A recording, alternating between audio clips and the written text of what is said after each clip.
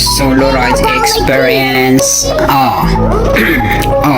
So ito na nga, ako naliligaw. Kung dito na nga ba ako sa Bitsukay Town. Kanina pa kasi ako nakarating. Hinanap ko kasi ang museum kong sinearching. Ngunit hila yata, hindi ko siya makita kung saan na ako nagpupunta. Tatatatang.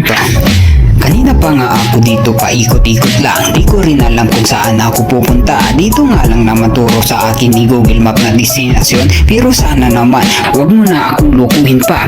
Dahil nung nakaraan, niloko mo ako, niligaw mo ako kung saan ako napunta. Sa rough road, sa ilog, at sa magubat pa.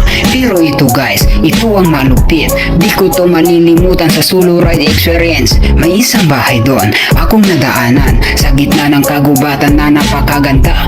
Gusto ko sana picturean para may alaala. Napukaw na talaga ang aking paningin. Tumigil ako doon para sana picturean, para may maipos naman sa may DFB ko. Ngunit nang tila biglang may napansin ako. Gumalaw bigla ang kurtina sa bintana. Kanina pa pala niya akong tinitingnan.